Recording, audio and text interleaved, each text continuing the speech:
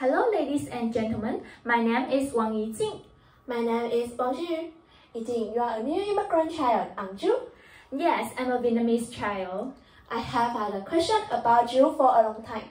What ethnic background do you think you belong to? A Taiwanese or Vietnamese? I think my identity is both a Taiwanese and a Vietnamese, but it seems that not all new immigrant children have the same idea.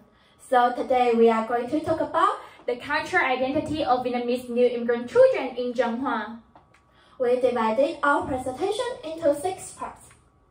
Let's start with introduction. Due to a large number of foreign brides having immigrated to Taiwan in recent years, the population of new immigrant children has continued increasing. Also, Taiwan new curriculum guideline includes new immigrant language courses.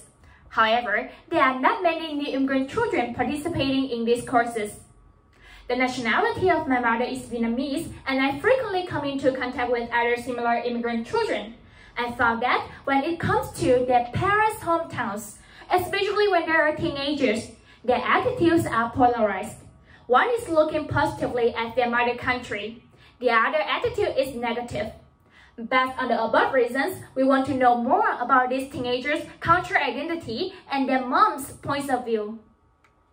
Our research questions are as follows. First, to what extent do Vietnamese new immigrant teenagers identify with their mom's home culture? Why?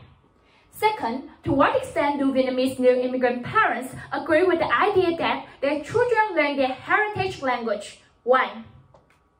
Next, let's look at literature review. These are our references. Cultural identity is a person's sense of identity that he or she belongs to a certain social group. For individuals, cultural identity will affect personal behavior, thinking, and so on. Taiwan's new immigrant language courses have been implemented for nearly 4 years, but the number of new immigrant children choosing these courses is not many. There are three main reasons that affect heritage language learning.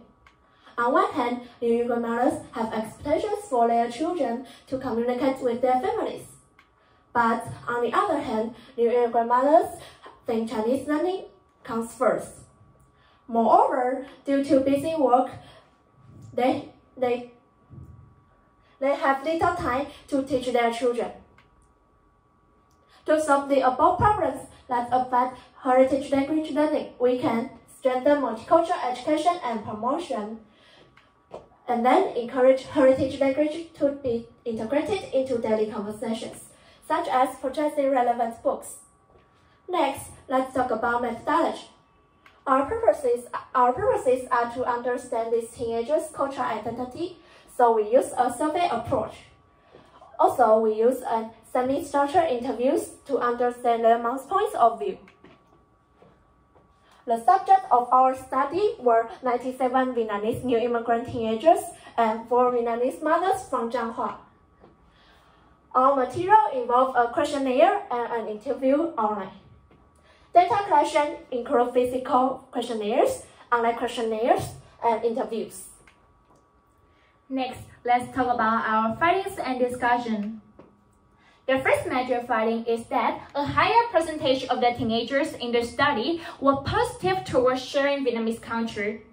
Based on the questionnaire results, we know that they feel lucky to be a new immigrant child. They won't feel uneasy when getting along with Taiwanese children. They are willing to learn Vietnamese culture and even share with peers. Therefore, we can see from the pie chart that half of the subjects consider themselves both Taiwanese and Vietnamese.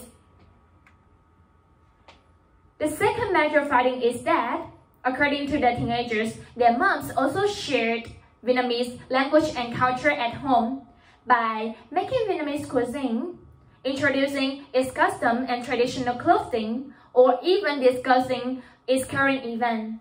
What their moms do have significantly contributed to the teenagers' high degree of cultural identity.